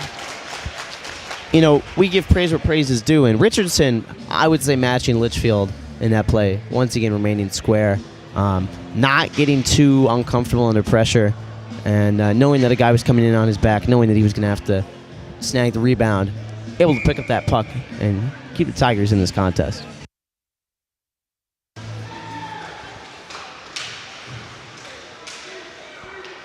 Charlie Walker joins the scrum in the corner, is able to come out with it, but unable to get the puck to Brett Zimmer, his teammate. And I wouldn't be surprised if at this point we saw some mixing and matching of line to try to generate some offense. Nearly an icing, but the Tigers were going to beat it. Oh! That's going to be a penalty call. Weber was trying to beat the icing. He did, but he made contact with the goaltender who was playing the puck behind the net. And I think they're going to send him to the penalty box. The Illinois bench took exception to that. And rightfully so. I mean, I think that's one of those plays where it's really a boneheaded decision. You're unable to make contact with the goalie when he's in that trapezoid of safety behind his net. And Weber got right in there and put his shoulder to him. So that's an unfortunate decision by him. Obviously, when you're coming in that fast, sometimes it's hard to stop. But he definitely had the space to just crash into the boards instead. And instead of making that decision, he's going to cost his team a penalty kill here. And an Illinois power play, which looks pretty hungry and trying to score here. So this could be the game-deciding factor. Yeah, every power play now, every scoring chance now has the potential to absolutely completely change the trajectory of this game. If Illinois is able to get a goal here and take a 2-1 lead with less than half the period to go, I think they're going to be pretty comfortable just sitting back and playing defense. Ooh, a great chance, but a fanned-on shot, and now it's a breakaway. It's a breakaway for Brett Zimmer, the defenseman, able to catch up a short side shot and a save. He turned on the Jets, and now he'll come out with it again. Talk about how dangerous Brett Zimmer is on the penalty kill, both defensively and offensively. Becker able to slide past Cassioppo, who tried to line him up for an open ice hit.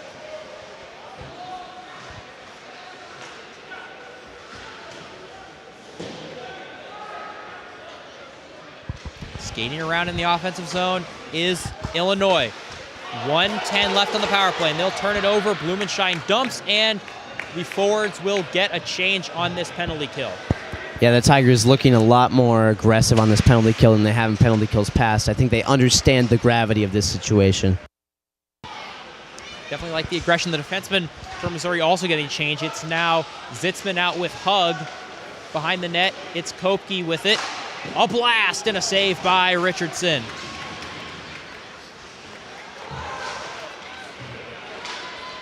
Once again, Kopke unable to get this one deep. Nathan Austin with the puck. It's a 2-on-2 shot and a good save. Ref prematurely blew the whistle a little bit. Second time tonight that's happened. Again, I understand the need to be safe and protect the safety of the goaltender, but sometimes you got to let that play continue. And, the previous one didn't benefit Mizzou. This one didn't benefit Illinois. The goaltender was trying to play the puck and trying to get it back down to his teammates because there were two Tiger penalty killers near the goal line. But ultimately the whistle's blown. Maybe a little bit of a makeup call. We're not sure. I wouldn't accuse them of such things, though. Low shot off the faceoff from Zitzman and an easy save. 26 seconds left on the penalty kill. 8:01 left in the period.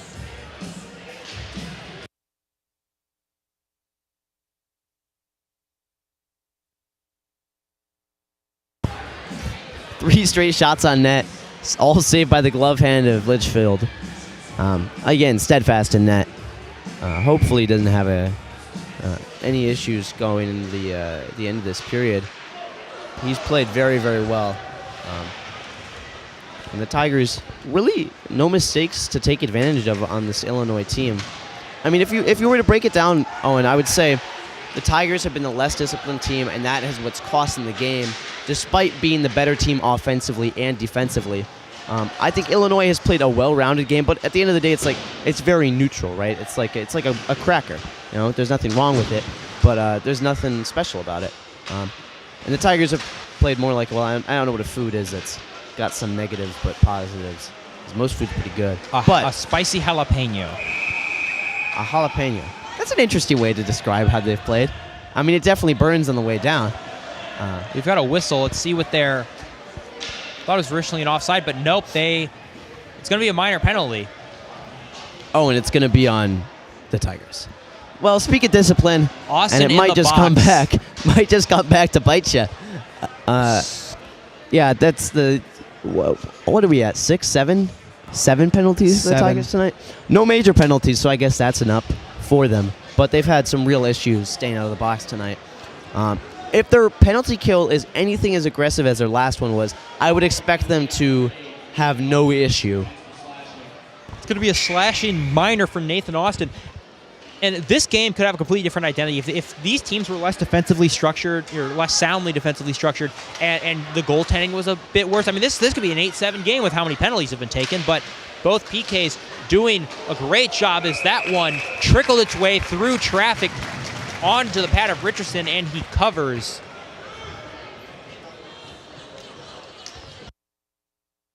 Yeah, Richardson is going to need to stay strong for the Tigers to stay in this game.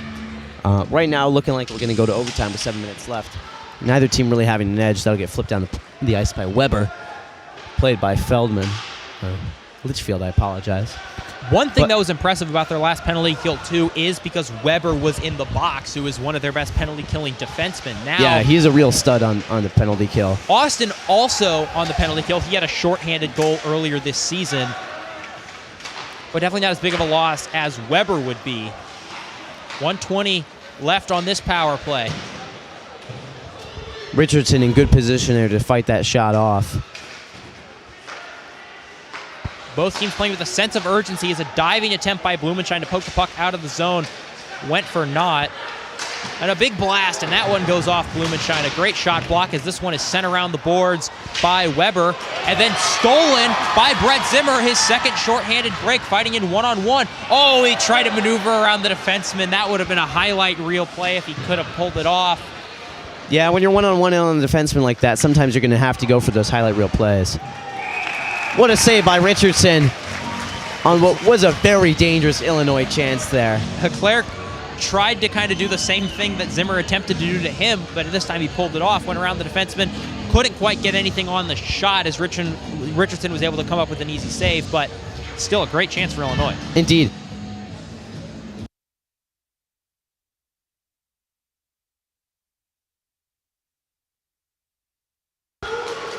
Charlie Walker with the puck shorthanded, fires high on the goaltender, rebound, scores!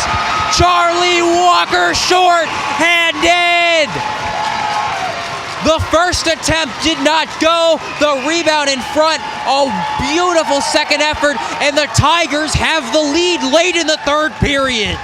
That was one of the most beautiful transition plays I've seen the Tigers have all year. Walker wins the puck in the defensive zone, hustles down the ice, enters cleanly, beats the defenseman, beats the goalie the second time, stays with the puck, and that is exactly what the Tigers needed to get on the board here. I said to you before this penalty kill, I said, if it was anything as aggressive as their last one, they'll be just fine. And it was 10 times more aggressive, and this is what happens. Aggression is rewarded on the penalty kill for the Tigers once again. Tigers still on the Harpo's penalty kill. They have to worry about actually killing this off. Illinois definitely wants to get that one back. 20 seconds left on this Harpo's penalty kill.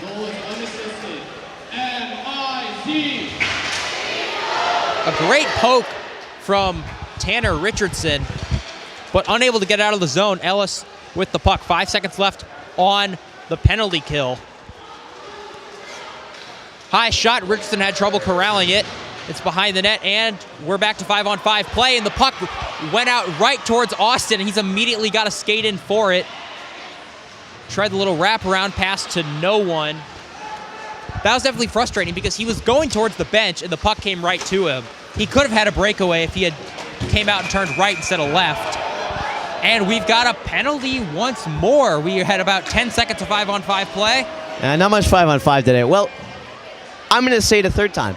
If the Tigers are anything as aggressive as they were on their last penalty kill, they'll be just fine. So let's. I want to take note of something I think the viewers would find probably very interesting. The Illinois Illini put 2 men in front of the goalie instead of 1. Traditionally, you would find one guy kind of roaming around, trying to generate space, make more plays, but instead you've got 2 in front of the net, and that limits the offensive opportunities that the Illini have.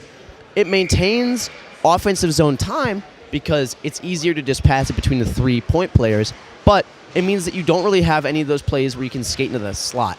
So if they continue to that format, I wouldn't be surprised if they don't generate any goals on the power play. It's going to be a 2-minute interference penalty, and the Tigers once again return to the Harpo's penalty kill. And immediately, Illinois responds. You know, if I didn't say anything. A beautiful setup, and the one-timer beats Richardson. Not much you could do there, and this game is back to being deadlocked. Now let's look at that goal. Scored from the slot. They shifted away from that 2-man opportunity. They got another man on the outside, skating around. He finds himself in open space. The Tigers expecting 2 men in front of the net, putting their own 2 men in front of the net to kind of counteract that, and it leads to a prime chance for the Illini. 2-2.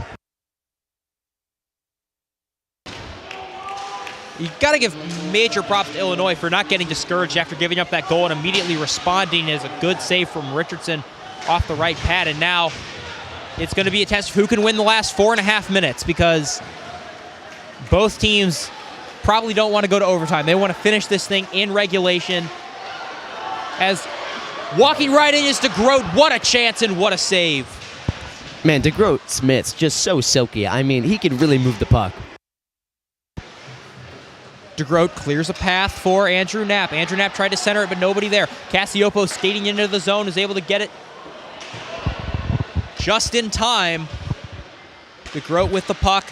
Now this one back to Cassiopo at the point. Cassiopo tried to get it between the defenseman's legs, but it went off the inside of his knee. Smashed back around. This time, Becker with the puck avoids the check from Cassiopo and sends this puck out into the neutral zone. turned over once more. Both sides changing lines. Tigers a fresh set of players except for Andrew Knapp. He's out there with the freshman Bramstead, who's once again been promoted to the first line. A deserved promotion, we might add. Bramstead 3 goals, 3 assists, 6 points this year. Knapp pulled up with a shot and a relatively easy save and a bit of pushing and shoving in the crease. Bramstead was involved. That's going to be a penalty. They're going to send them both. Is it both of them? Yeah, it looks like it's going to be both of them here. Well, Bramstead, we were just giving him such high praise. I feel like we really do have the commentator curse here, Mr. Backer. I mean, anytime I say anything that's remotely... Don't believe it? I don't believe it, he says. Well, let's take a look. I say, Bramstead, deserved promotion in the first line, penalty. I say, no man in the slot goal. I say, disciplines third period. Have we played 5-on-5 for a minute straight? Like, really? No. Yeah, no, not at all. So, yeah, I definitely should stop saying things.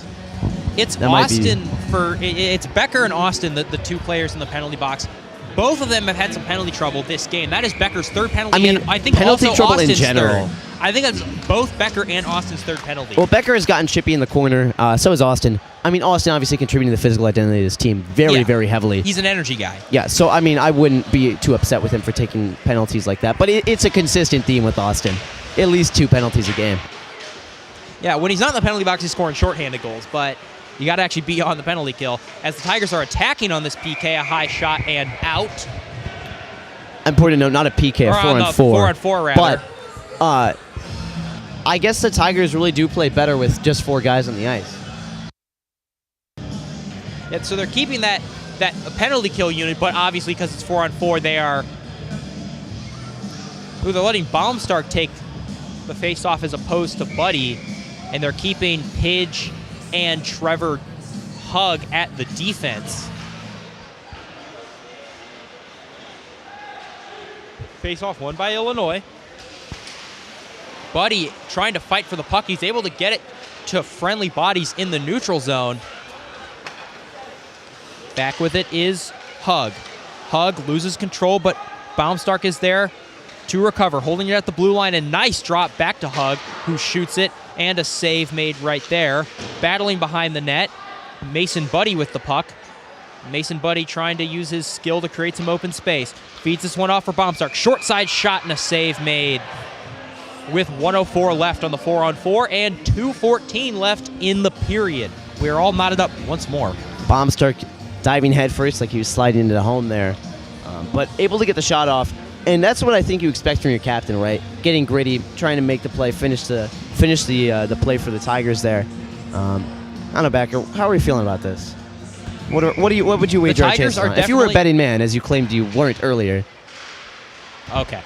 The Tigers are definitely controlling play 4-on-4 as there's a mad scramble for the puck. A shot, rebound, scores! He scores! The goaltender was looking the opposite direction, and the Tigers have reclaimed their lead. Who else but the man who hasn't scored a goal this year, Aaron Hemmer. Now, we talked about him earlier tonight. Hemmer, he needs to get it going. He's breaking the ice for himself. I would expect this man to shatter whatever glass ceiling has been sitting above him for so long. That was a phenomenal play. Very heads up. And the goaltender, commentator curse Backer, the goaltender who we've been praised of so much tonight. Refuse getting to caught. Acknowledge the commentator curse. You're going to have to acknowledge it sooner or later. One day I'm going to say something real nice about you, and then something terrible is going to happen to you, and then you'll have to acknowledge it. It's still 4-on-4 as the goal does not negate the penalties for either team. And the Tigers are trying to get another one. They know they want insurance. DeGroat with the puck. DeGroat skating around, tried to walk that one in. Shot! Oh, and that was a near chance past the left post.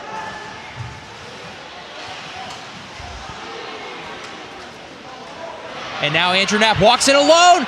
Shot! Wonderful save. The Tigers are getting probably their best scoring chances all night in rapid succession of each other. With 10 seconds left on this 4-on-4 now, Charlie Walker comes skating into the zone. Nice job by DeGroat to pickpocket the defenseman, who's able to turn around and get it to Charlie Walker. The penalties have expired. We are back to 5-on-5 play for both teams. Rudman is in for Missouri. A short side shot. That one is saved. Missouri still with the puck. Big ol' hit on Rudman there. Knapp's Slow able to to get get it to up. Weber. And that's going to be a penalty call. It's 6-on-5. Richardson is in the bench. Yeah, Rudman cross-checked behind the net Well, there. so That's a now pretty easy call. it's a point where Illinois is just trying to touch the puck because the Tigers have a lead with 40 seconds left. I'm not sure why Missouri tried to enter the zone there. They should have just waited. I mean, well, you know what they say, right? Good things come to those who wait. So I guess you're right on that part. But I am one for the aggression that Mizzou has shown all night. You want the insurance marker? I mean, man, so we're not sponsored by State Farm or anything, but you need some State Farm right now, man. I mean, like, I need Jake, the State Farm guy, to come and bundle my home and auto. Like, that's what I need right now. I guess in this case, bundle my defense and offense. Maybe the goaltender, too, if I'm lucky. But It's Simon with the penalty. So not going to acknowledge that, or? Nope. Just going to let that marinate in the air. All right. Simon with the penalty call. And so now it's an interesting conundrum for Illinois. Do you try to win the faceoff as they've called a timeout now? So for Illinois, do you try and get the puck out of your zone, hold the goaltender, go 5-on-5? Obviously, the Tigers not really trying to score in this power play. You just have to protect the puck for 42 seconds, and you're good. Not that they should be too conservative with it, but I'm really not sure what option Illinois has here. A power play with 42 seconds left. I mean, if you're the Tigers, right, all you do is you go and you play ping pong in the back with the puck, right? Like, beep, boop, beep, boop. Like, there's not anything too advanced about it. I'm sure that's what Bucher's telling his guys right now. He's got a big smile on his face. He knows that the Tigers are in a good spot right now. But, I mean, it's always nice to get insurance. So if the Illini pull Litchfield to get the extra attacker, it would not be unwise for the Tigers to go for that goal. yeah, and something that is a downside of the timeout, obviously it makes sense that Illinois has to get their strategy in order, but now the Tigers' best penalty killers are refreshed. They got a timeout. So it's Walker out there with Buddy and Baumstark, or their power play, rather. Puck turnover. They were trying to home run pass it to the blue line, but it didn't work. It was nearly a nifty little seam pass there. Cassiopo was able to keep it in, and now the goaltender for Illinois, Litchfield, is running to the bench. The net is empty. It's 5-on-5 now. 20 seconds left in the game. Richardson plays it behind his net. Maybe looking for that goalie goal. Puck is loose in front. Richardson slaps the puck away into the corner. That was a little bit scary if you're a Tiger fan. 7 seconds left. Baumstark's able to get it out. Takes a hard hit. Buddy clears. And by the skin of their teeth, the Tigers win this game. The clock strikes 0. 3-2 victory for Missouri. It came down to the absolute wire. But the Tigers get it done. Yeah, man, I mean, let's talk about that game real quick before we have to go off the air. That was a real incredible showing from the Tigers special teams. The penalty kill, so aggressive. Getting in lanes, getting in the offensive zone, not afraid to try to score, doing crazy stuff when it was necessary. Ethan DeGroat handling the puck so well, being so energetic exactly when they needed it. And despite what was a very lackadaisical game on the discipline end, it was a high energy, a high intensity, high polish game for the Tigers, and they should be very, very proud of this win. Held their heads high as they walk out of this arena here in Jefferson City. Yeah, I would definitely classify that performance as clutch. Before we send it to the post-game show, I would like to say thank you, everybody, for tuning in and listening. We know we had some technical difficulties. We were trying to work through those for the duration of the broadcast, and hopefully by tomorrow's game, everything should be resolved, and we'll be back to the standard of quality that you have all come to expect. 7 o'clock is the published start time for Saturday. Missouri will take on Illinois. We'll see if they manage to make it on time. We will see. They were 30 minutes late today, so. Published start time of 7 o'clock, so we will see. Put that in air quotes, It'll be folks. right on this YouTube channel, so stay for that, and we'll send you to the postgame show. Stick with us, everyone. Do we not sign off, or? Fine, I'm Owen.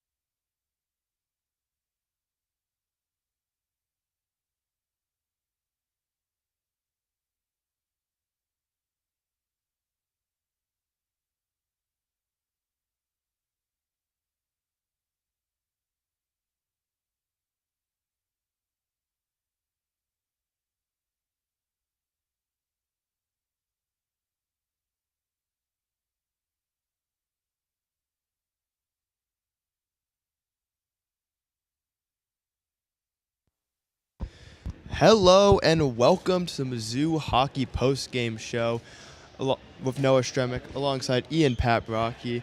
A hard-fought Mizzou win there 3-2 over Illinois.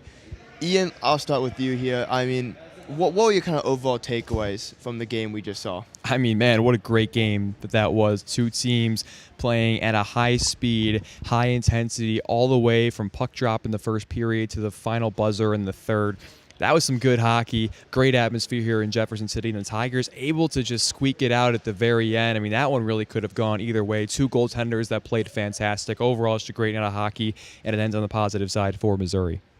Yeah, I mean, great game there. Goal scores there by DeGroat, Walker, and the winning one by Hemmer there, his first of the season. Overall, the takeaways from this game, what do you think the Tigers can take, and Illinois for that matter, can take away from this game to build off the next one? Yeah, I think on the Missouri side, you have to be really impressed with the latter half of that third period, and just the opportunities that they were able to create, late to get a couple of goals. Hemmer obviously gets the game winner, his first goal of the season. But in a game like that, with the speed and just the fisticuffs that we saw at certain points, I mean, it's easy for a team to get worn down, especially a team that is on or was on a losing skid, like the Tigers were.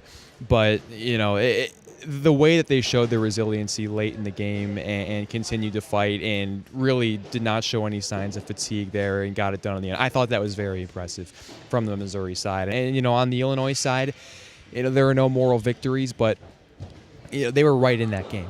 They were right in that game. Had an opportunity. Would have liked to avoid taking a late penalty there because they didn't really get a good chance, to get an extra attacker out there and really try to pepper Richardson with some shots there in that final minute. But they were right in it, and they will look to make some adjustments in tomorrow's game, which we can only assume is going to be just as exciting and close as that was.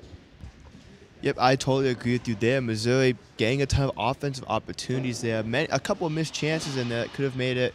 Potentially got some more goals in there. But in the end, if you're the Tigers, you can't be too mad about that. Just a continuous offensive attack. Your defense played well the entire game. Same thing with Illinois. I mean, they got opportunities, but as you said, those late penalties just killing them. We've seen that from the Tigers a lot this season, but from the opponents, not as much. But here we are. So that will do it for a post-game show today with Noah Stremick and Ian Paprocki. Tune in for the game tomorrow night at 7 o'clock here on the YouTube channel as well. Thank you for listening. Go Tigers.